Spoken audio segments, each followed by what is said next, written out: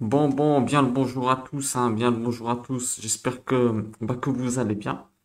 Alors aujourd'hui, on va aller voir les messages pour nous dans la naissance du Christ et les bergers. Parce qu'il faut toujours dire que quel que soit le passage qu'on lit, c'est pas pour rien. Il y a des messages pour nous, des messages personnels. Donc qu'est-ce que ça veut dire? C'est des messages qui vont pouvoir t'aider, qui vont pouvoir nous aider. Quand je dis t'aider, je m'inclus dedans, hein, à nous, ou peut-être des fois tu lis, tu te dis pourquoi j'ai lu ça. Rentre l'information, t'inquiète pas qu'elle va sortir à un moment où il faudra l'utiliser. Voilà pourquoi il faut lire tous les jours, parce que si tu rentres pas l'information, comment tu veux qu'elle ressorte? Donc, et peut-être que d'ailleurs la situation, peut-être que tu vas apprendre des choses que tu pourras aider d'autres avec. C'est pas peut-être, c'est même sûr, parce qu'il n'y a pas de hasard. Dieu, il sait que ton temps, c'est ce qu'il y a de plus précieux parce qu'il est limité. Donc ça veut dire quoi? Jamais il va faire en sorte que tu lises un passage biblique pour rien. Alors maintenant, il y a ceux qui se cassent la tête quand ils lisent et ils essaient de comprendre quel était le message derrière, quel était l'enseignement. Après, on peut être amené à lire plus rapidement et des fois on se dit, j'ai pas bien compris. Mais l'important c'est ça, c'est pas grave. Rentre l'information, comme ça elle pourra ressortir un jour. Donc voici certaines interprétations, bien entendu, hein, issues de nos études et d'autres qui ne tiennent qu'à nous, hein. Donc ça veut dire quoi? On sait qu'il y en a des milliers, c'est impossible de toutes les connaître et de toutes les dire. Comme je dis tout le temps, si vous en avez d'autres, n'hésitez pas, je suis preneur. Ça me fera un grand plaisir d'échanger avec vous. Donc, comme toujours, on dédicace nos études aux malades et aux personnes qui se sentent seules et surtout aux personnes pour qui personne intercède. Vous comprenez ce que je veux dire? Il y en a qui sont seuls, personne prie pour eux. C'est pas normal. C'est le devoir du croyant de toujours penser à ce genre de personnes. On dit que les études, elles créent des anges. Donc, que les anges de nos études, elles réconfortent ces genres de personnes et qu'elles apportent la totale guérison à tous ceux qui sont malades. Alors, comme d'habitude, je vous lis le texte. On va lire le texte tranquillement et on va voir un peu ce qui se passe dans cette histoire de la naissance du Christ et les bergers ils vont le voir en courant. Ils vont le voir en courant. Alors, qu'est-ce que ça nous enseigne? Je vous mets le texte comme d'habitude en fond d'écran et c'est parti. Les bergers. La naissance du Christ et les bergers. On est dans Luc 2. Ok, on est dans Luc 2. Allez, c'est parti. Or, il arriva en ces jours-là qu'un décret fut rendu de la part de César Auguste portant qu'il fût un recensement de toute la terre habitée. Le recensement lui-même se fit seulement lorsque Cyrénus eut le gouvernement de la Syrie, et tous allaient pour être enregistrés dans chacun en sa propre ville. Donc là, on a des indications, hein, bien sûr, l'évangéliste, il essaye de nous, comment dire, on sait très bien qu'il est précis, hein, il est très très précis, hein. Luc est très précis, c'est un médecin, c'est quelqu'un qui a recherché, qui a fait des recherches. Donc qu'est-ce que ça veut dire? Ça veut dire il s'est informé et donc il donne crédit à ce qui s'est passé. Il y en a qui diront ouais, ce recensement, il n'y a pas de trace écrite, tout ça. Ok, si vous voulez, mais si lui il l'a écrit, c'est pas pour rien. Ça m'étonnerait qu'il l'ait inventé parce que s'il l'invente, c'est se tirer une balle dans le pied. Vous voyez ce que je veux dire? S'il invente un truc comme ça, là, il sait très bien qu'après, ils vont démontrer que c'était pas vrai. Donc, peut-être qu'on n'a pas la notion et on n'a peut-être pas encore les connaissances historiques assez poussées pour savoir qu'à cette époque, il y avait eu un recensement. Bref, moi j'y crois. Si c'est écrit, c'est pas pour rien. Lorsque Cyrénus, alors, ils vont tous chacun dans sa propre ville. Et Joseph aussi monta de Galilée de la ville de Nazareth en Judée, dans la ville de David qui est appelée Bethléem, parce qu'il était de la maison et de la famille de David, pour être enregistré avec Marie, la femme qui lui était fiancée, laquelle était enceinte. Et il arriva pendant qu'ils étaient là que les jours où elle devait accoucher s'accomplirent. Et elle mit au monde un fils premier-né et l'emmaillota et le coucha dans la crèche, parce qu'il n'y avait pas de place pour eux dans l'hôtellerie. Et il y avait dans la même contrée des bergers. On va faire la première étape, on va s'arrêter là, ouais. Et après, on va voir les autres, parce que sinon, ça va faire trop d'un coup. Alors, on y va. On y va, on y va. C'est parti. Alors, premier passage. On va aller voir un petit peu le début. Alors, or il arriva en ces jours-là qu'un décret fut rendu de la part de César Auguste, ok, portant qu'il fût un recensement de toute la terre habitée. César Auguste. Donc, le recensement lui-même se fit seulement lorsque Cyrenius eut le gouvernement de la Syrie. Et tous allaient pour être enregistrés, chacun en sa propre ville. Alors, chacun en sa propre ville. On va s'arrêter là-dessus. Chacun en sa propre ville. L'arrivée du Christ, elle commence par un recensement. On est d'accord? Elle commence par un recensement. D'ailleurs, César Auguste, petite parenthèse, c'est de lui qu'on tient le mois d'août, hein. Il a mis un mois en son nom. Parce qu'à l'époque, il paraît-il qu'il se prenait pour des dieux. Je sais pas si c'est vrai. Mais apparemment, le mois de août, ça vient de César Auguste. Et de juillet, c'est pareil, hein, son fils. Donc, c'est intéressant de faire des recherches là-dessus. C'est peut-être vrai ou pas, ça, mais bon, c'est intéressant. Auguste, Julius, ça se ressemble quand même. Bref. Alors, l'arrivée du Christ commence par un recensement. Pourquoi? Eh ben déjà, on a un enseignement incroyable. À l'époque, on faisait un recensement pour savoir la population que tu avais, bien sûr, autour dans ta contrée, on dira, dans ta ville. Et également pour que tout le monde puisse payer les impôts. On est d'accord? Pour que les personnes, elles payent les impôts. Alors, qu'est-ce que vous allez me dire? Ouais, déjà à l'époque, on commençait. Bah, écoutez, je vous dis une chose, petite parenthèse. Petite parenthèse. Payer tes impôts, c'est un honneur. Déjà, ça veut dire que tu as les moyens de les payer, premièrement. Ne pas payer tes impôts ou escroquer ou faire de l'arnaque à ce niveau, ou essayer de frouiller, de pas tout déclarer.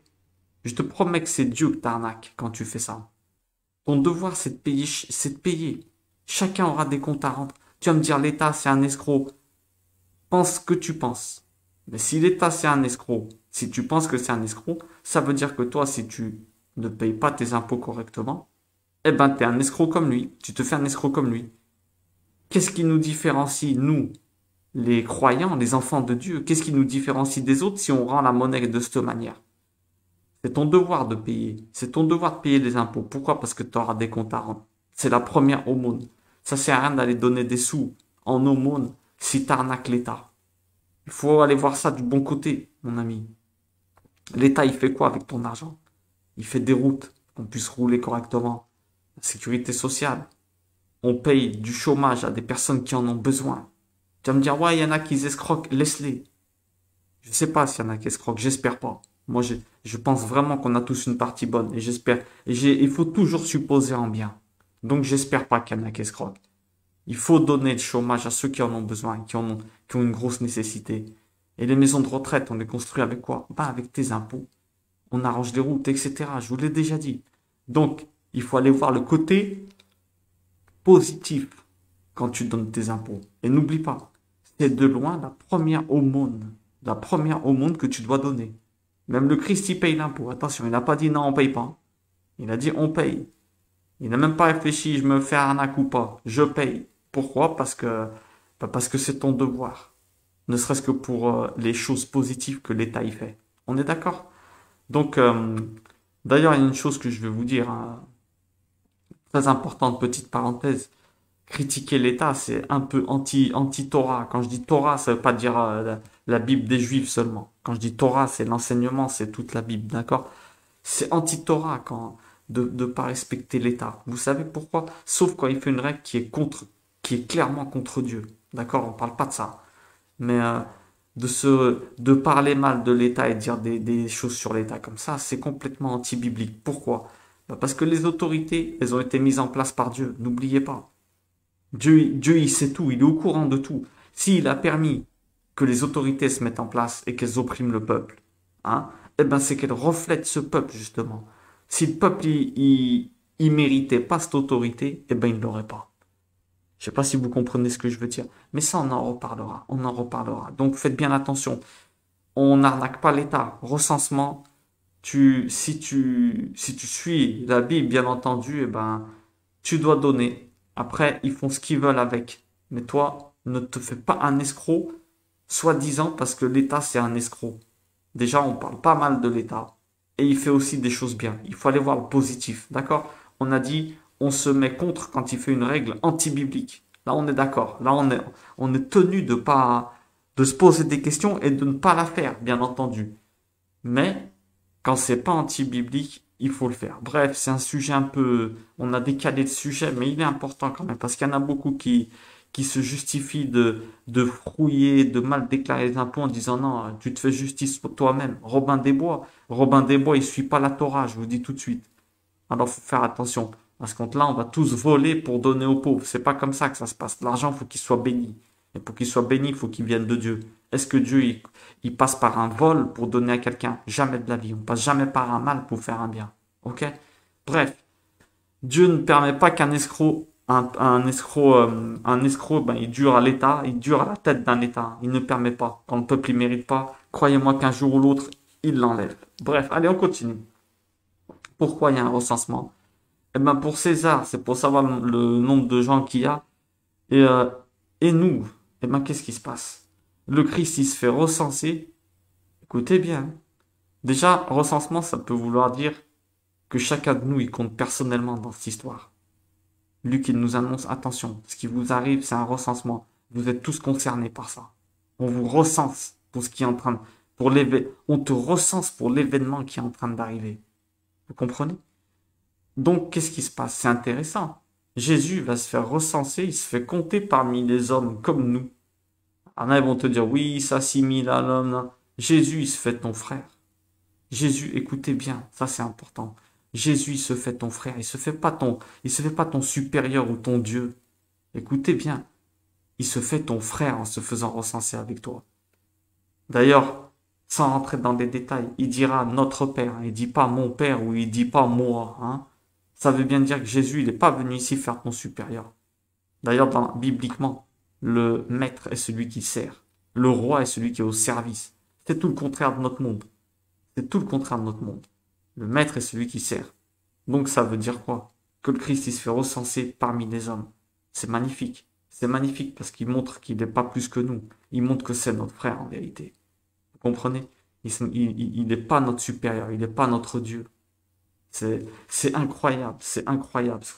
Cette humilité, elle est incroyable. Sachant ça, le personnage que c'est, eh ben, il se considère pas au-dessus de nous. Incroyable, mais vrai. Ça, on a de quoi se poser des questions si on se sent supérieur. Hein. On a de quoi se poser des questions si on se sent supérieur à qui que ce soit. Bon. Et tout s'adhère pour être enregistré chacun en sa propre ville. Ah, dans sa propre ville. Et Joseph aussi monta de Galilée. Il monta de Galilée, de la ville de Nazareth en Judée. Alors, dans la ville de David, qui est appelée Bethléem, parce qu'il était de la maison de la famille de David. Alors là, on a des indications qui sont intéressantes. Tenez, petite nouveauté, on a fait une petite carte. Donc, inspiré bien sûr de la Bible d'Arby, hein, Bible et publication chrétienne. Comme d'habitude, on donne les références d'où on a fait, comme ça, il n'y a pas de problème. Donc, qu'est-ce qui s'est passé? Ils étaient à Nazareth et ils sont de Galilée et ils disent qu'ils sont montés à Jérusalem. On monte toujours à Jérusalem parce que c'est la ville sainte de Dieu. Tu montes quand tu vas vers Dieu, tu descends pas. Donc, ils sont descendus, vous avez vu, c'est long, hein, plus de 110 kilomètres de Jourdain. Là. Ils descendent et ils vont à Bethléem, ici, en Judée. Ok? Ils descendent de Nazareth, de Galilée, qui est ici, dans le nord, et ils vont en Judée, qui est dans le sud, à côté de Jérusalem, ok? Comme ça, ceux qui n'ont pas trop de vision du terrain, eh ben, avec cette carte, on va commencer à faire des repères, comme ça, vous repérez. En haut, il y a la mer de Galilée, d'accord? Là, je l'ai fait en zoom un peu, regardez. En haut, il y a la mer de Galilée, d'accord? C'est la Galilée, elle est en haut. Samarie, elle est ici, d'où les embrouilles, hein. Jésus voulait aller en Judée, là où il y a Jérusalem qui est là. Eh ben, quand il passait par là, il y avait des histoires. Voilà pourquoi il était obligé de contourner tout le temps. Mais ça, si Dieu le veut, on le verra au fur et à mesure qu'on fait des cours. D'accord? Donc là, le parcours d'aujourd'hui, c'est ça. Ils étaient de Nazareth, Marie et Joseph, elle descend enceinte. Hop, hop, hop, ils descendent, ils descendent. On ne sait pas exactement par où ils sont passés. Et ils sont allés en dessous de Jérusalem, à Bethléem. D'accord? Ils sont allés de Galilée, province de Galilée, à celle de Judée. Ok? Bon, alors qu'est-ce qu'on peut continuer à dire là? On en était où? On en était là. Ok. Alors, qu'est-ce qu'on peut souligner? Alors, ils vont de Galilée. La Galilée, ça signifie quoi? Je vous ai déjà dit, quand vous lisez la Bible, si vous voulez accéder à un autre niveau de connaissance, eh ben, faut aller chercher la signification des mots que vous tombez dessus. Parce que vous allez accéder, on a déjà dit, en hébreu, le nom n'existe pas, je le répète et je le répète. Le nom indique la fonction de la chose, indique ce qu'est la chose. D'accord? C'est comme si nous on appelait pantalon deux jambes dans un tissu qui protège. Eh ben, c'est ça le nom en hébreu. T'as tes deux jambes dans le tissu qui protège, ou le tissu qui protège tes deux jambes, ou qui les couvre. Eh ben, en hébreu, c'est comme ça qu'on dit. D'accord? Donc, Galilée, que signifie quoi Galilée? Galilée, ça signifie un carrefour. C'est un lieu de croisement. Et ça signifie bruyant. Elle est bruyante, la Galilée. C'était un lieu de commerce. Et en descendant à Juda, ils vont de Galilée à Juda. Qu'est-ce que ça signifie la Judée? Eh bien, la Judée, ça signifie la maison de louange. Alors Dieu, il les sort, écoutez bien. Ça nous enseigne qu'avant d'entrer dans notre mission, Dieu, il est forcé de nous isoler. Pourquoi? Parce que dans le bruit et l'activité quotidienne, on est tellement accaparé de nos soucis d'ordre matériel, hein, qu'on ne peut pas l'entendre. D'accord? On ne peut pas l'entendre. Pourquoi? Bah, parce qu'on devient plus matériel, plus charnel, entre guillemets. Bon, ce mot, il est un peu bizarre, hein, que spirituel. Donc là, Dieu, il a fait quoi? Il sort de l'endroit bruyant de la Galilée, Gilgal, hein, le lieu circulaire. Gilgal, ça veut dire aussi la roue qui tourne, les enfermements. T'es enfermé dans tes idées, d'accord? Incroyable. T'es enfermé dans tes idées, tu tournes en rond, t'es dans la ville de croisement bruyante, hop, il les sort et il les amène en Judée, la ville de la louange. Là-bas, et c'est là-bas où Dieu va commencer à agir. Donc, il se peut que nous fasse pareil. Parfois, il nous sort de notre cercle de notre vie pour nous amener dans des endroits où on accède à de la louange. Et là où il pourra nous parler avec plus de tranquillité.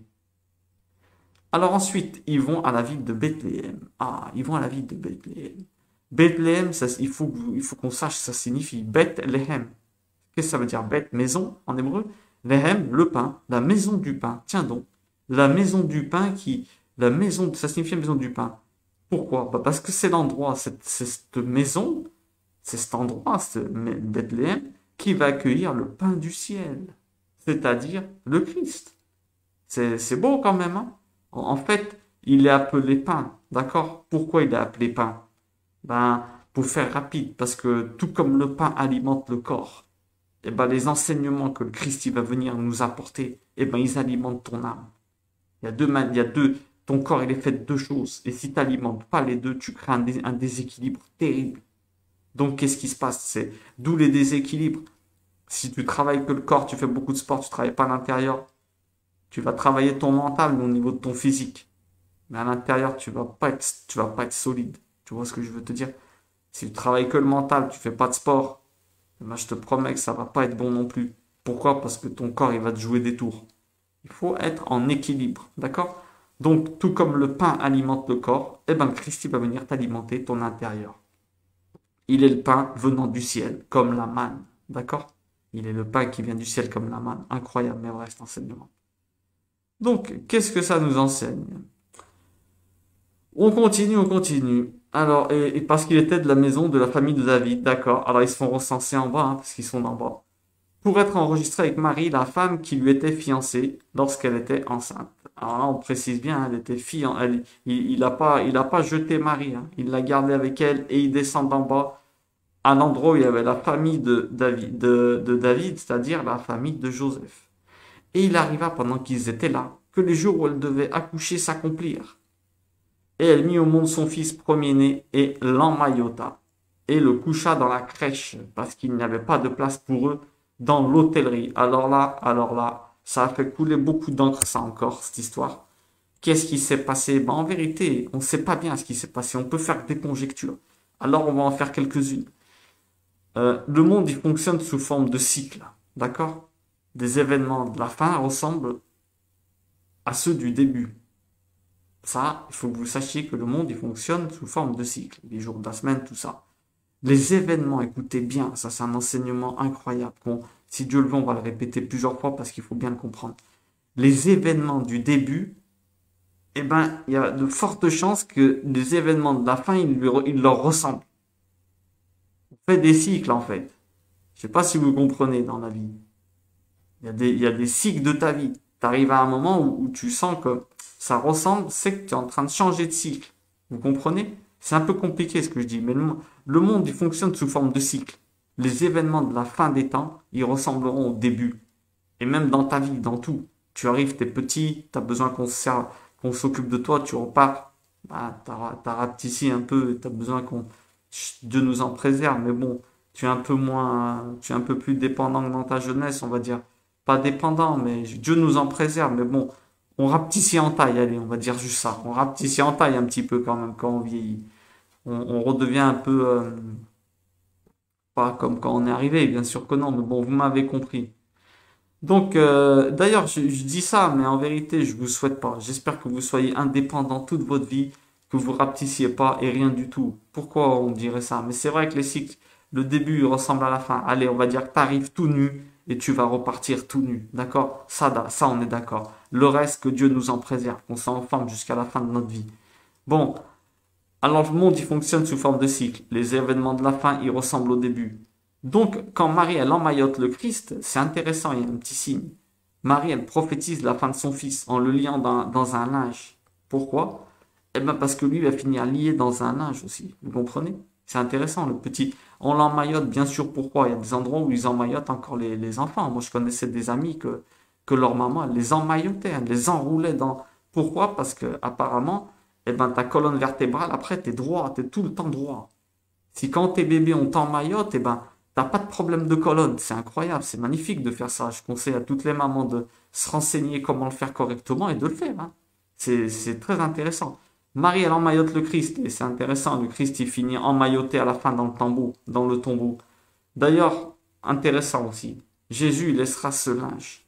Il le laissera dedans pour indiquer à sa mère quoi? Eh ben, qu'il a accompli et que le cycle de sa vie, hein, le cycle de sa première venue dans ce monde, il s'est terminé avec succès. En fait, il lui rend ce elle l'a emmailloté de petit, il lui rendra plus tard en disant, c'est bon, le cycle, il est terminé. Le début ressemble à la fin. Magnifique. Magnifique, magnifique. Selon cette théorie du début qui ressemble à la fin, eh ben, regardez le début au début de la création, qu'est-ce qui s'est passé? Dieu a couvert les gens, Dieu a couvert Ève, Adam, les frères se sont battus entre eux. Est-ce que à la fin de notre vie, est-ce qu'à la fin là, il y aura pas des histoires comme ça? Je ne sais pas. Dieu nous en préserve, hein, bien sûr. On n'est pas là pour annoncer des catastrophes et des choses comme ça. Un envoyé de Dieu doit toujours être positif, ok? Donc, qu'est-ce qu'on était en train de dire? Alors, il n'y avait pas de place pour eux. Alors ça, c'est incroyable, cette histoire. Ça a fait couler beaucoup d'encre. Pourquoi il n'y a pas de place pour eux? Comment ça, il n'y a pas de place? Ils sont en train de dire, la phrase, c'est quoi exactement? Et il arriva pendant qu'ils étaient là, il devait accoucher, et elle mit au monde son fils premier-né, l'emmaillota. D'accord? Ça, on vient de le voir. Elle le coucha dans la crèche parce qu'il n'y avait pas de place pour eux dans l'hôtellerie. Alors déjà, il y a un truc intéressant, c'est que il y a des études qui montrent, je vous dis tout de suite, il faut peut-être pas avoir l'image. Écoutez bien. Je sais pas, hein, mais je vous dis. Je suppose, comme d'habitude, il faut peut-être pas avoir l'image d'une crèche avec deux vaches dedans, des moutons et toutes ces histoires. Pourquoi? Parce qu'ils étaient dehors. Ils étaient dehors, on va voir tout de suite après que les bergers étaient dehors avec les animaux. Donc cette salle, apparemment, c'était une salle d'hôte. J'avais lu que c'était un endroit où, où, euh, on faisait accoucher les femmes. En fait, les gens, ils étaient dans un autre endroit. Et il n'y avait pas de place, en fait, pour elles. Il n'y avait pas de place pour... c'était pas une crèche, en fait. C'était un endroit où on plaçait les femmes qui devaient accoucher. Vous voyez ce que je veux dire? Et il n'y avait pas de place pour eux justement dans cet endroit-là. Alors, qu'est-ce qui s'est passé? Ben, ils l'ont envoyé ailleurs. Ils l'ont envoyé ailleurs. On sait que les couples, ils ont leur famille d'origine sur place. D'accord? Le couple, ils ont leur famille d'origine sur place. Et on sait très bien que les Hébreux, écoutez bien, ils ont pour mode de vie l'hospitalité. C'est donc difficile de croire qu'une femme enceinte se trouve à la rue pour accoucher. C'est très difficile cette histoire-là. En fait, on constate que c'est Marie qui lit l'enfant. C'est elle qui l'emmaillote. Donc ça veut dire qu'elle était seule. Ça, c'est clair et net. Si c'est elle qui emmaillote le petit, c'est qu'il y avait personne. D'accord? Elle devait être avec Joseph. En fait, les parents de Jésus, ils ont choisi, comment dire, de s'isoler. Pourquoi? Parce que bon, on peut voir un petit détail intéressant. On n'expose pas la venue du Christ comme ça devant tout le monde. Ça veut dire quoi depuis le début? Le Christ, il s'impose pas dans ta vie, entre guillemets. Quand je dis le Christ, je dis pas qu'il est en train de s'imposer maintenant. Moi, j'ai pas ces croyances-là. Je dis, les enseignements du Christ, ils vont pas s'imposer dans ta vie. Comme il est arrivé de manière cachée, hein, eh ben, qui cherchera à le lire et à comprendre ses paroles, eh ben, il trouvera ses réponses. Qui cherchera, il trouvera ses réponses en lisant. Qui ne cherchera pas, eh ben, ne se le verra pas imposer.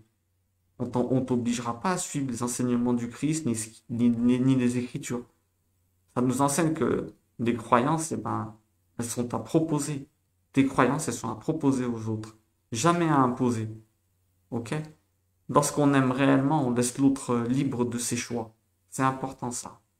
Il y en a, ils vont dire, ouais, la famille, ils étaient énervés contre Joseph parce qu'elle était enceinte sans être mariée. On ne sait pas. Il faut pas critiquer comme ça, là. Il faut pas critiquer.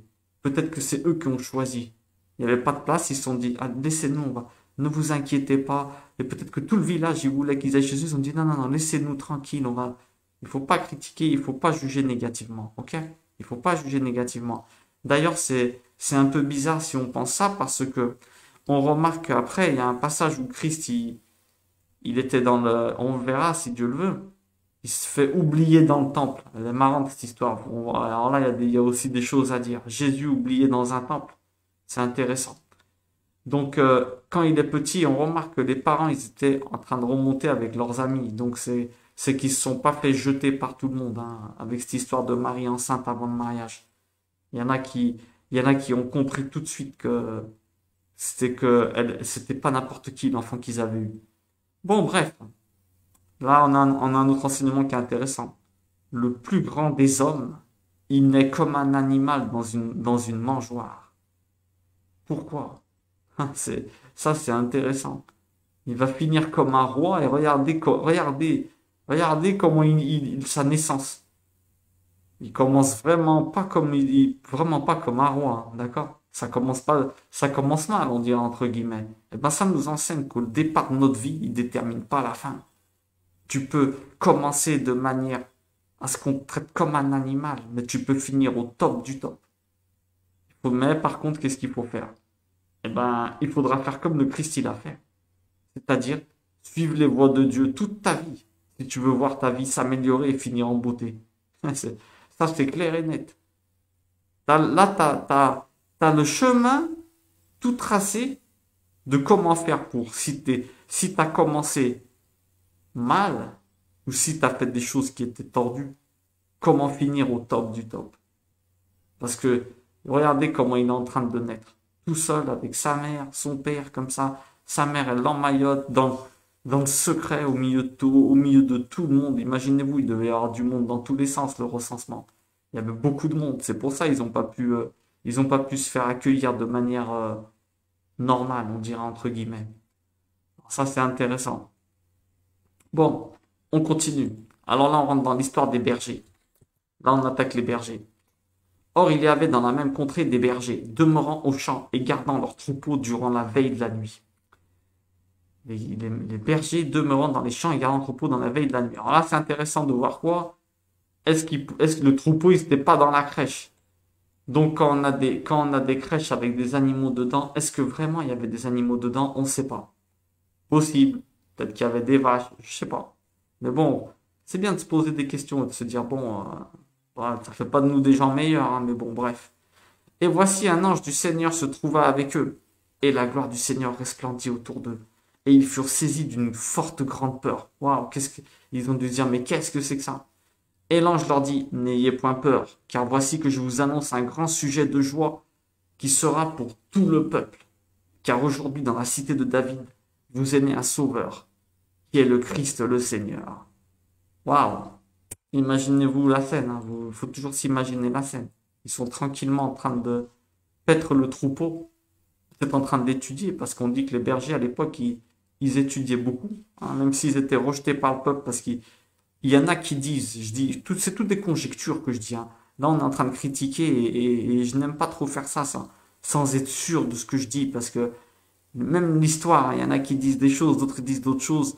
Apparemment, les bergers, il y en a qui disent qu'ils étaient mal vus parce qu'ils pouvaient pas pratiquer la Torah.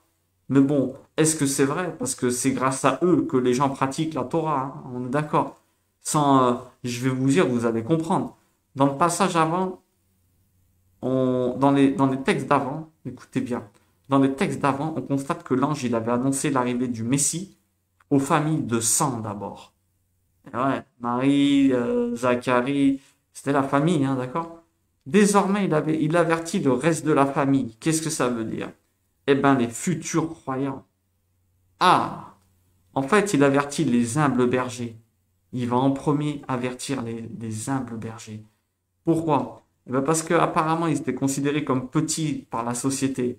Ouais, t'étais un berger, bon, tu te dis pas, c'était peut-être pas considéré comme un médecin ou un docteur. Ah, un docteur de la loi, d'accord? Alors, ils sont considérés comme petits. Mais comme je vous disais, c'est grâce à eux que le peuple, il fonctionne.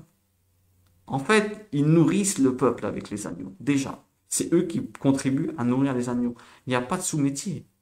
Si ton fils te dit qu'il veut faire boucher au lieu de médecin, il faut pas dire ouais, mais laisse-le faire ses goûts, il n'y a pas de sous-métier. Le médecin, sans le boucher qui lui coupe sa viande, il fait quoi? Sans la balayeuse qui lave le bloc opératoire, il fait quoi? Essayez de comprendre. Le sous-métier n'existe pas. Ça, c'est une légende, hein, qu'on essaie de nous faire croire. Il faut pas dire plus monsieur le docteur à un docteur, il faut dire monsieur le balayeur aussi, hein. Salue tout le monde de la même manière. Sinon, c'est que t'es anti-biblique. Regarde bien ce qu'on est en train de dire là. L'ange, il va avertir direct après la famille, il va avertir direct, écoutez bien, hein, direct les humbles, les considérer comme petits.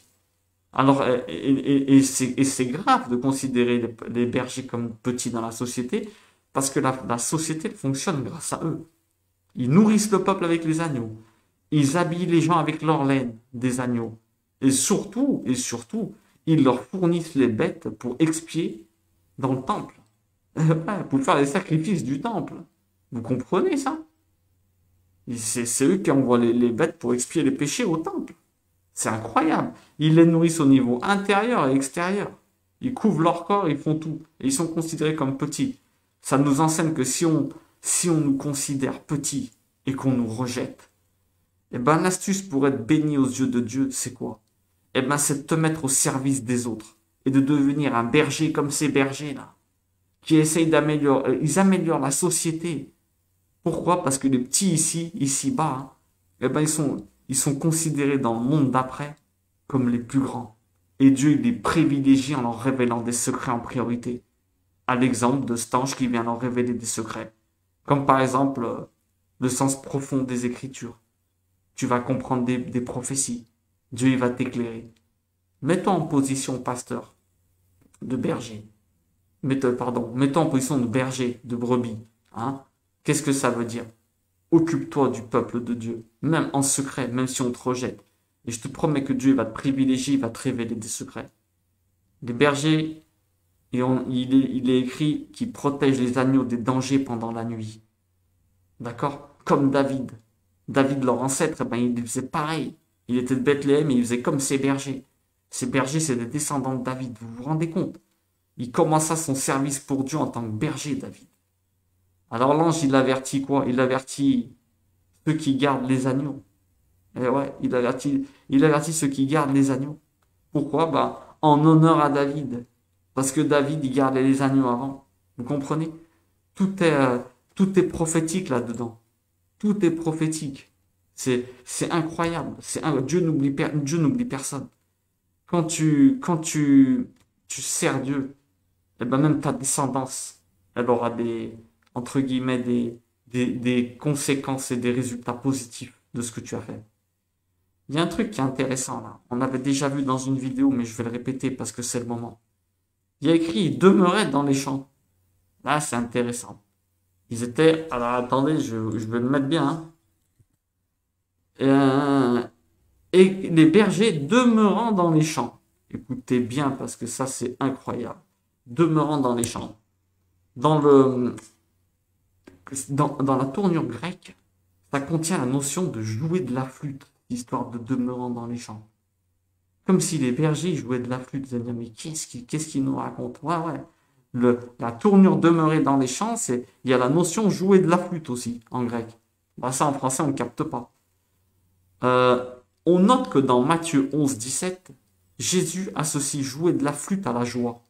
Nous avons joué de la flûte, vous n'avez pas dansé. Vous vous en souvenez de ce passage. On le verra, de toute façon, si Dieu le permet. Donc, ça veut dire quoi? Jouer de la flûte, c'est de la joie. Ouais. Donc, garder le troupeau de Dieu, c'est-à-dire nos enfants, nos parents. Mets-toi dans la peau d'un berger maintenant. C'est qui tes brebis? C'est tes enfants, c'est tes parents, c'est tes élèves et quiconque que Dieu y t'envoie. Eh bien, ça veut dire quoi? Ça se limite pas à garder la personne au niveau alimentaire, matériel, financier, intellectuel. Les bergers, ils donnaient juste à manger aux brebis. Non, un bon berger, ils étaient en train de jouer de la flûte. Je sais pas si vous comprenez. Entre guillemets, pour distraire les brebis. Vous allez me dire pour distraire eux-mêmes, peut-être, mais ça faisait du bien aux brebis aussi. Non positif, ça fait du bien à toute la matière, toute la matière qu'il y a autour, parce que l'onde positive impacte positivement toute la matière. Et elle renforce la structure moléculaire, une onde positive. Donc ça veut dire qu'ils fortifiaient leurs brebis, ils leur faisaient du bien, quoi qu'il arrive. Donc être un bon berger, ça signifie également se préoccuper d'apporter de la joie à nos brebis. Parce que l'état de joie interne, eh ben, il va faire en sorte que tout le reste, il dépend de ça. Celui qui est joyeux ne tombe jamais malade, il est dit. La santé, la motivation, envie de vivre. Dès que tu as envie de vivre, tu as envie d'avoir des projets. Rendez joyeux vos enfants, moi je vous dis. Vous voulez une astuce? Au lieu de vous focaliser sur les faire travailler à l'école comme des malades, on en a déjà parlé, mais je répète. Rendez-les joyeux. Plus tu les rendras joyeux, et je te promets, plus ils travailleront à l'école. Pourquoi? Parce qu'une personne joyeuse, elle a envie de partager sa joie, et elle a envie de vivre, et elle se projette, et elle fait des projets, et dans les projets au milieu, il y a l'école. Alors elle va travailler de manière naturelle. Je ne sais pas si vous comprenez. Le but de l'enseignant, c'est de rendre des élèves joyeux, qui soient heureux et contents. Et qu'est-ce qui se passe? Eh ben, de eux-mêmes, ils travaillent. Ça, c'est un enseignement incroyable. Regardez, ils gardent les brebis en leur jouant de la flûte. Ils se préoccupent de leur joie. Ils ont tout compris. Le pasteur, il doit s'occuper. Le berger. Si tu es un berger et tu as des gens autour de toi, tu dois t'occuper des deux parties pour ne pas créer un déséquilibre et un manque chez tes brebis. Arrête de leur donner que à manger. Tu vas au travail, c'est bien. Tu leur donnes à manger, ok. Mais est-ce que tu t'occupes de leur joie intérieure? C'est le premier souci normalement. Quand tu te lèves le matin, tu dois te dire comment je fais pour faire sourire ma femme au moins une fois, pour faire sourire mes enfants au moins une fois. C'est dramatique de, ouais, moi je le nourris, je donne tout ce qu'il veut. Oui, extérieurement, mais intérieurement, tu joues de la flûte. C'est très important. Le pasteur doit s'occuper des deux parties parce que sinon tu crées un déséquilibre et tu as un manque chez tes brebis. Vous comprenez ce que je veux dire? Ne pas déclencher au minimum une joie ou un sourire par jour chez notre entourage. Eh ben, ça revient à ne faire que la moitié de notre travail de berger. Tu t'occupes du corps, c'est bien. C'est déjà bien. Il y en a qui font rien, j'espère pas. J'espère que personne ne fait rien, comme d'habitude. Je juge positif. Mais, sans que tu saches si tu ne fais que t'occuper du corps, eh ben, sans que tu saches, il se peut que tes brebis, ben, elles se sentent à moitié vides, malgré ta présence et ton assistance matérielle. Et le problème, il va être où? Ben, c'est qu'elles peuvent aller chercher à se remplir ailleurs. Alors, il vaut mieux qu'elles se remplissent avec toi, parce que toi, au moins, t'es sûr de les aimer. Et ce que tu vas leur donner, c'est de l'amour. Faites des efforts. Faisons des efforts. Un sourire. On doit arracher au moins un sourire. Dans notre vie, on doit se demander comment je fais sourire mon fils demain. Comment je fais sourire ma femme demain. Comment je fais sourire mon père, ma mère. C'est super important. C'est super important, je vous jure. Et comment dire, j'allais dire on pêche, j'aime pas ce mot, mais on rate tous la cible dans ce sens-là. On rate tous la cible. Je vous promets. On a un gros effort à faire. Jésus l'a dit, il faut qu'on soit du sel. C'est quoi le sel? Ah, conserve. Le sel, c'est ce qui donne la saveur à la vie des autres. Je te promets, si t'es pas quelqu'un qui donne de la saveur à la vie des autres, laisse tomber. Tu sers, entre guillemets, tu sers à rien, j'allais dire. Tu sers pas à rien. Mais tu sers qu'à moitié. Tu... D'ailleurs, ce qui voir sourire quelqu'un grâce à toi, c'est ce qui te remplira le plus. Bref, continuons. Allez, c'est parti. Et voici qu'un ange du Seigneur se trouva avec eux. Attendez, on a déjà lu ça. On m'a été dans la crèche. Alors, et soudain, il y eut un ange. Alors, attendez. Et ceci est ainsi. Attendez. Et voici un ange du Seigneur se trouva avec eux. Et la gloire du Seigneur resplendit autour d'eux. Et ils furent saisis d'une forte grande peur. Alors, et l'ange leur dit, n'ayez point peur, car voici que je vous annonce un grand sujet de joie qui sera pour tout le peuple. Car aujourd'hui, dans la cité de David, vous est né un sauveur qui est le Christ, le Seigneur. Et ceci est un signe pour vous, c'est que vous trouverez un petit enfant emmailloté et couché dans une crèche. Alors ça, est-ce que c'est un signe, ça, de trouver un petit enfant emmailloté dans une crèche? C'est intéressant, ça aussi, non? C'est un signe, ça, un petit enfant emmailloté dans une crèche. Bah déjà, l'enfant, il n'a rien à faire dans une crèche, donc oui, c'est un signe, non? Ils ont dû se dire, attends, un enfant dans une crèche, qu'est-ce que tu nous racontes?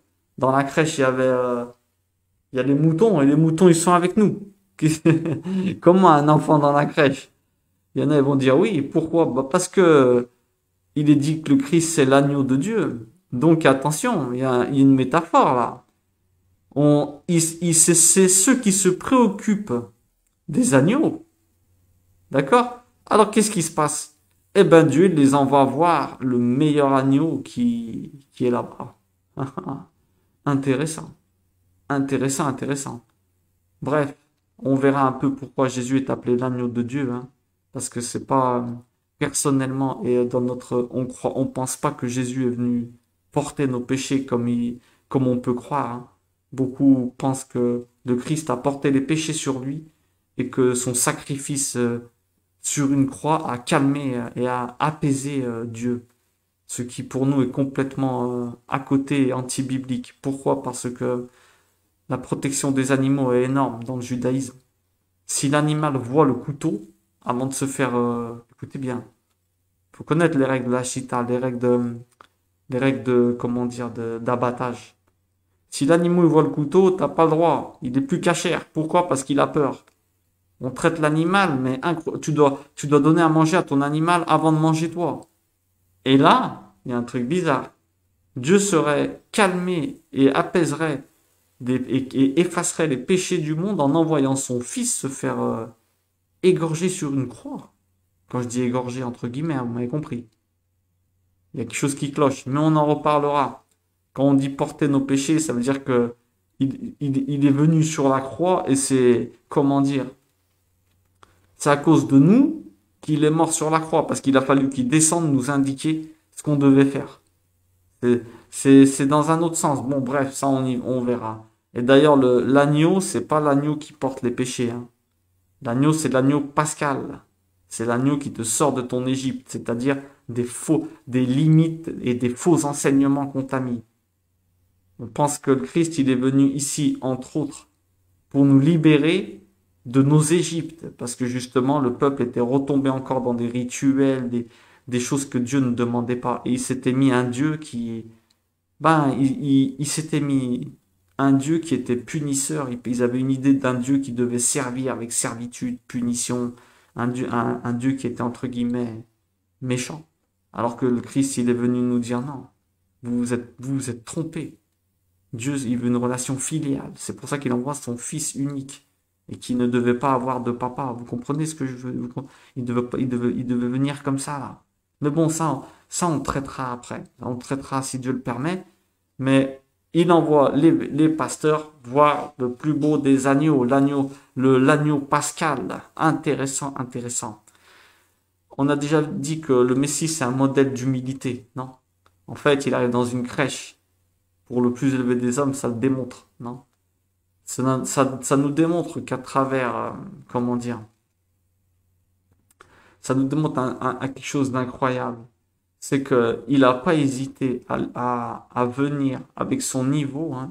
Il n'a pas hésité entre guillemets, à se mettre à notre niveau, à dire que c'est notre frère. pour qu'on puisse s'élever à notre tour et arriver à son niveau à lui. C'est incroyable. Lui, avec ce qu'il est, entre guillemets, on peut dire qu'il s'est rabaissé à dire qu'il est notre frère, oui ou non? Parce que nous, on a un niveau bien en dessous. Alors, qu'est-ce que ça nous enseigne? Ça nous enseigne que pour que nos paroles, elles touchent des gens, il faut s'abaisser. Pourquoi? Parce que si on arrive avec une position haute, on inspirera la méfiance et le rejet. Je ne sais pas si vous comprenez. On apprend par cet abaissement du Christ, qui est le plus grand des hommes, hein, que c'est toujours au plus grand de faire le premier pas et de s'abaisser vers le plus petit.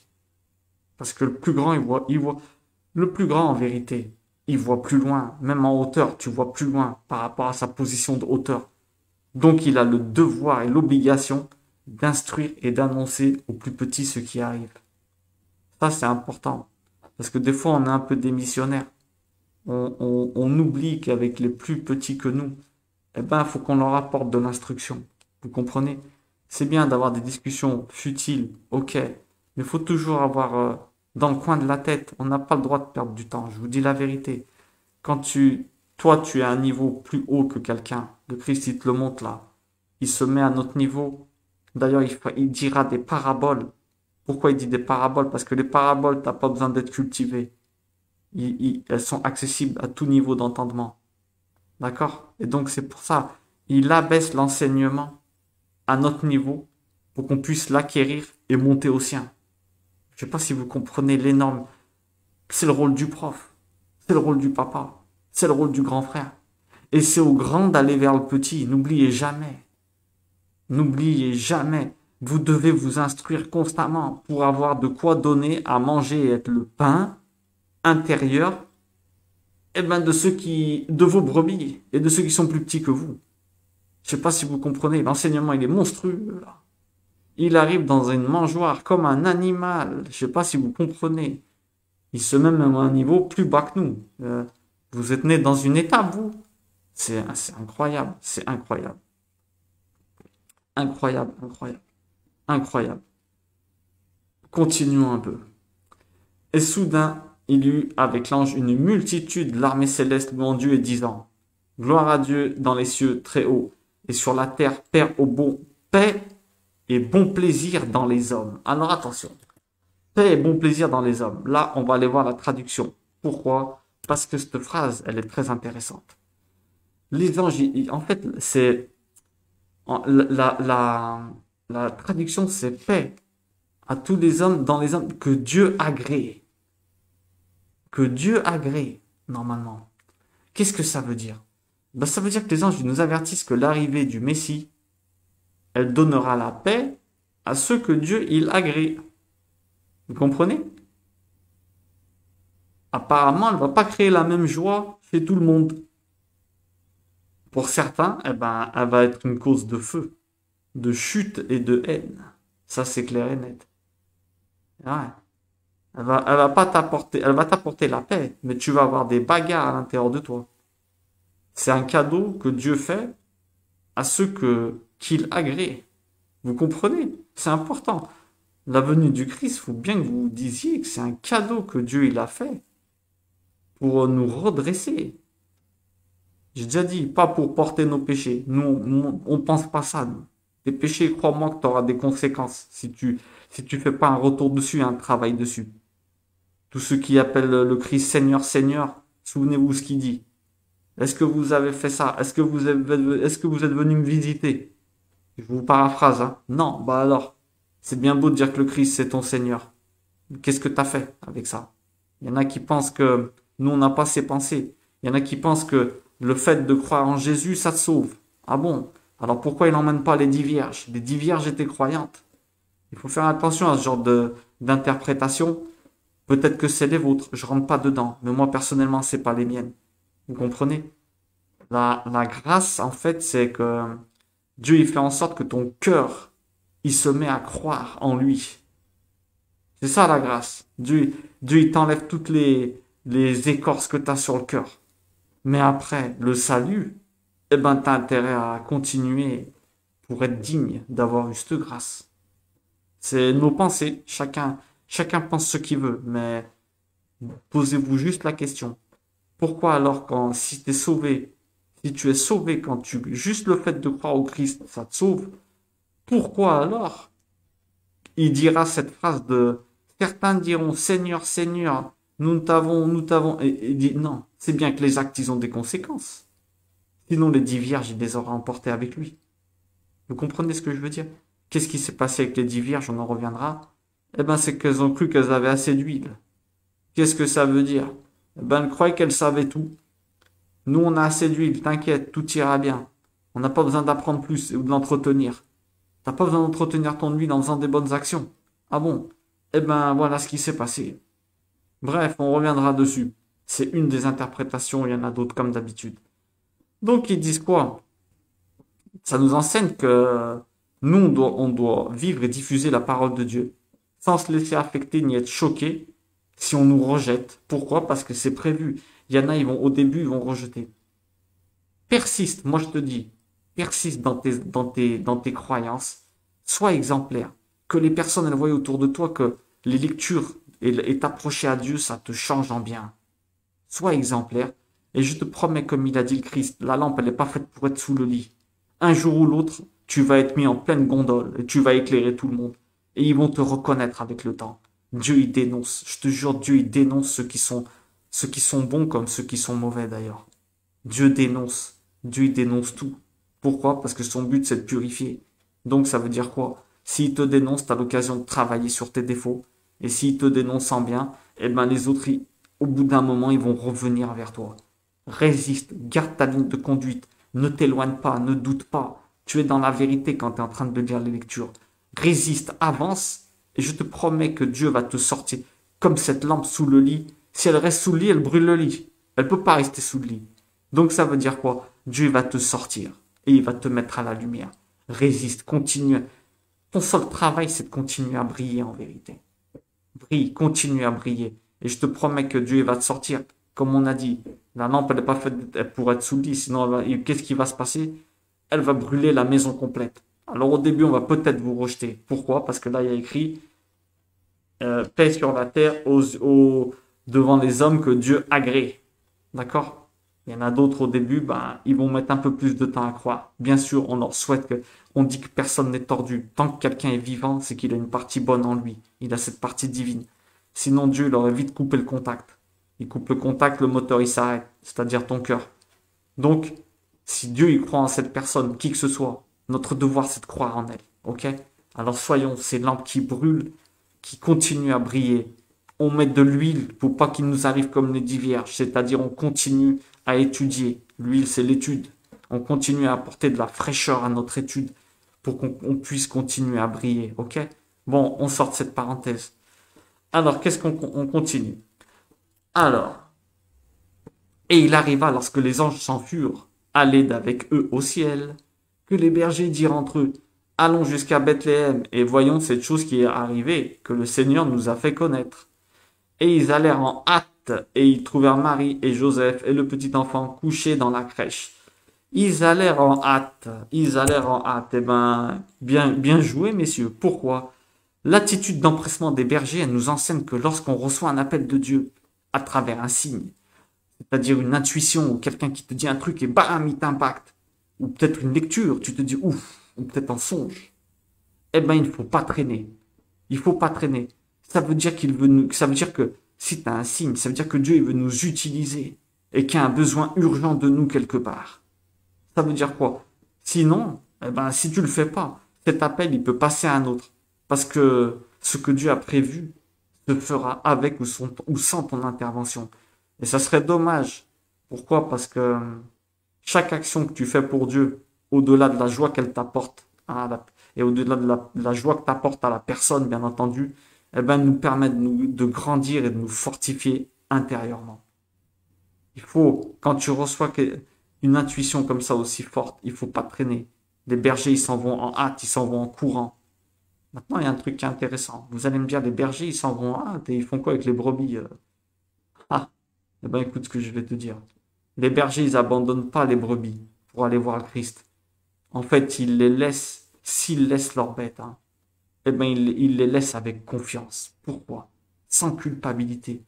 Parce qu'ils savent que quand Dieu les appelle, il abandonne personne. En fait, Dieu va s'occuper à notre place de notre troupeau.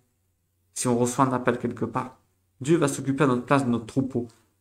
Ça veut dire quoi? En fait, il se peut que ce soit le moment de laisser nos brebis apprendre seules, pour qu'elles atteignent un potentiel qu'elles n'auraient jamais atteint avec nous à leur côté, si on les assiste toujours. Je parle pas de les abandonner, hein. Eux, ils sont allés, ils ont vu, ils sont revenus. Tu n'abandonnes personne. Mais tu laisses de la liberté à la personne. Tu la laisses agir. On a dit qu'on faisait que 50% dans la vie des autres, et dans la nôtre aussi. Les autres 50%, c'est la part de Dieu. On est d'accord avec tes enfants, ta femme, avec tout le monde. La personne a un travail à faire sur elle-même. Si tu fais 100%, qu'est-ce qu'elle devient? Qu'est-ce qu'elle devient? La maturité, c'est résoudre les problèmes par rapport à la durée que tu as vécu dans ce monde. Mais quel problème? Si elle n'a pas de problème, comment elle va apprendre à les résoudre? Quand tu reçois un appel comme ça, n'oublie jamais. On n'abandonne personne parce que les bergers ils reviennent voir. Hein, ils vont pas abandonner leurs brebis. Mais à la fois, ils sont vite partis sans culpabiliser. Pourquoi? Parce qu'ils savent qu'il y a des moments où il faut laisser Dieu faire. Il faut pas rendre la personne dépendante de toi. On a déjà dit, t'es pas une prothèse, t'es un plâtre en cas de problème. C'est très très important.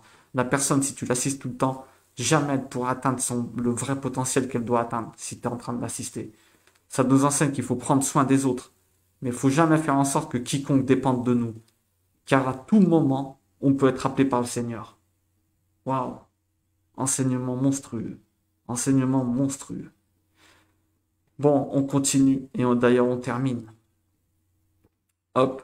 Et l'ayant vu, ils divulguèrent la parole qui leur avait été dite touchant ce petit enfant. Alors ils sont arrivés, ils ont vu le Christ, ils allèrent en hâte et trouvèrent Marie et Joseph et le petit enfant couché dans la crèche. Et l'ayant vu, ils divulguèrent la parole qui avait été dite touchant l'enfant. Ils sont arrivés en disant, oh, on a vu des anges. Les gens, ils devaient être... Je pense qu'il y avait d'autres personnes qui étaient arrivées. Hein. Bon, alors s'ils ont dit ça à Marie et à Joseph, ils ont dit, on le sait très bien. Mais bon, attendez. Je dis n'importe quoi parce que regardez la suite. Et tous ceux qui louirent s'étonnèrent des choses qui leur étaient dites par les bergers. Alors en fait, il y avait tout le monde là-bas. Donc c'est intéressant. On voit qu'au début, ils étaient tout seuls, Marie et Joseph. Je n'ai jamais réfléchi à ça. C'est parce que j'avais pas réfléchi, je dis des bêtises. Et après, il y a eu tout le monde d'un coup. C'est que pour la naissance qu'ils voulaient être seuls. C'est intéressant. Des questions à se poser. Et tous ceux qui louirent s'étonnèrent des choses qui étaient dites par les bergers. En fait, s'étonner, apparemment, j'avais entendu que ça voulait dire aussi ils étaient contents. C'est pas forcément s'étonner et choquer. Hein. Et Marie gardait toutes ces choses par devers elle, les repassant dans son cœur. Alors là, il y a un enseignement incroyable. Et les bergers s'en retournèrent, glorifiant, louant Dieu de toutes ces choses qu'ils avaient entendues et vues, et qui leur avaient été parlées. On va terminer avec ça, là. Et Marie gardait toutes ces choses par devers elle, les repassant dans son cœur. Marie, c'est quand même un grand, grand personnage. Vous vous rendez compte? C'est une femme qui arrive à retenir ce qu'elle a envie de dire. Elle reste dans le secret. C'est dur pour... Vous allez me dire, ouais, d'accord, mais on arrête ces bêtises de machisme. Écoutez bien ce que je vais vous dire. Pour une femme, ne pas dévoiler ses secrets, ne pas dire les choses, retenir sa bouche, c'est très difficile. C'est beaucoup plus difficile que pour un homme. Parce que la femme, elle est émotionnelle. Elle a un besoin de parler. C'est pas comme nous. Vous regardez le monstre de Marie. En fait, elle nous enseigne une chose incroyable. Marie, elle a tenu dans la foi toute sa vie malgré ses souffrances. Elle a vécu des souffrances incroyables. Dans ce passage, elle nous donne l'astuce, en fait. En hébreu, garder, hein, ce qu'on entend ou ce qu'on voit, elle garde dans son cœur. Ça signifie faire mémoire et se souvenir. D'accord? Bon, c'est facile à comprendre, non? Et les mots choses signifient également les paroles. Elle gardait ses paroles, elle gardait ses choses dans son cœur. D'accord? Là, je vous ai traduit de l'hébreu. Donc, cela indique qu'elle se remémorait les paroles contenues dans les écrits. Ah, intéressant. Elle gardait ces choses dans son cœur par devers. Écoutez bien comment c'est formulé. Et Marie, gardant toutes ces choses par devers elle, les repassant dans son cœur. Elle les repasse dans son cœur. Elle les repasse. Qu'est-ce que ça veut dire? Ça nous indique qu'elle se remémorait les paroles contenues dans les écrits en les repassant. C'est-à-dire, elle allait scanner dans sa tête. C'est-à-dire, en les scrutant et en analysant pour les relier à sa vie. Pour s'aider à comprendre des événements. En fait, elle se rappelait ce qu'il avait écrit, elle dit, tiens, bah, ça correspond à ce qui m'arrive. Et c'est pour ça qu'elle a tenu le choc, en fait. Ça nous enseigne que lorsque nous arrivent des événements, aller chercher des réponses dans la Bible, ben, ça nous permet de garder la paix. Parce que les écrits, ils ont la réponse à tout ce qui nous arrive. Si tu trouves pas de réponse, c'est que tu l'as pas capté. Parce que la Bible, c'est le mode d'emploi du constructeur, entre guillemets. Du constructeur de l'homme. Et il a oublié personne. Et il connaît toutes les situations et les problèmes que toute sa création, elle peut rencontrer. Tu as tes réponses. Cherche dedans. Cherche tout le temps quand tu as tes réponses. Quand tu as des questions. Fais comme Marie. Marie, elle écoute, elle voit et elle repasse les écrits dans son cœur. Elle dit, tiens, il s'est passé ça. Ouais, ça correspond à ce qui s'est passé. Et voilà pourquoi elle a tenu le choc jusqu'à la fin. Elle savait que la fin, elle était belle. Vous comprenez? Eh ben, toi, tu dois te dire pareil que Marie. Quoi qu'il t'arrive, t'as ta réponse dans le livre. Repasse les écritures. D'ailleurs, faut les lire, hein, si tu veux les repasser. Tu peux pas repasser et ressasser quelque chose que t'as pas mis dans ta tête. D'où l'importance de lire. Bref.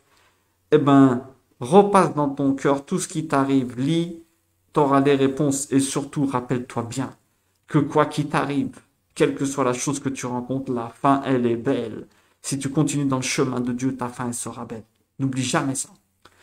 Et elle écrit, elle choisit de garder dans son cœur. Ça signifie quoi? Garder dans son cœur, c'est-à-dire que tu aimes. Quelqu'un que tu gardes dans ton cœur, c'est que tu l'aimes, non? Elle gardait dans son cœur ce qu'elle disait. Et surtout ce qu'elle ne comprenait pas. Il se peut qu'elle ne comprenait pas. Parce qu'elle savait que Dieu ne fait jamais rien pour notre mal. Ça nous enseigne que même si au départ on ne comprend pas nos lectures bibliques, il faut tout de même garder tout ce qu'on lit en réserve dans un coin de notre cœur. Parce que, comme je dis au début de la vidéo, on lit rien par hasard. Tout ce qu'on lit, ça nous concerne. En fait, Dieu ne nous fera jamais perdre notre temps, parce qu'il sait que notre temps, c'est le plus précieux. C'est le plus précieux qu'on a dans ce monde. Donc, tout passage qu'on lira sera pour nous donner des réponses à des futures situations qu'on va rencontrer un jour, pour nous ou pour aider les autres à l'aide de ce qu'on a lu. Voilà, je vous ai montré ce que c'est qu'un cycle. On a fini la vidéo avec la même phrase qu'on l'a commencé. Incroyable, incroyable ce petit signe que Dieu nous fait. C'est le cours numéro 7 que je fais. Le 7, c'est le nombre des cycles. Et je le commence en le terminant avec la même phrase. Waouh. Franchement, je, je prends ça. Vous allez peut-être dire que je suis bête ou que je suis fou. Mais écoutez bien ce que je vous dis. Pour moi, c'est un signe que Dieu il me fait. Et je l'en remercie. Que Dieu vous bénisse. Écoutez bien ce que je vous dis. Que Dieu vous bénisse à vous et à toute votre famille. Et à tous ceux qui écoutent cette vidéo. Et tous ceux qui ne l'écoutent pas, bien entendu aussi. Qui fasse que un maximum de gens tombent dessus, que ça leur donne envie d'ouvrir le livre. Parce que comme j'ai dit, on n'a pas toutes les interprétations. Et chacun peut trouver la réponse à ses problèmes. Il y a comme j'avais entendu, il y a certaines réponses que tu ne pourras trouver que dans ce livre. Que Dieu mette dans le cœur, qu'il fasse sauter toutes les couvertures, tous les voiles qu'il y a dans les cœurs, qui comprennent que ce livre, c'est pas un livre de contes, ok? Je vous souhaite une bonne fin de journée et vraiment que Dieu vous bénisse. Du fond de mon cœur, je souhaite que Dieu vous bénisse.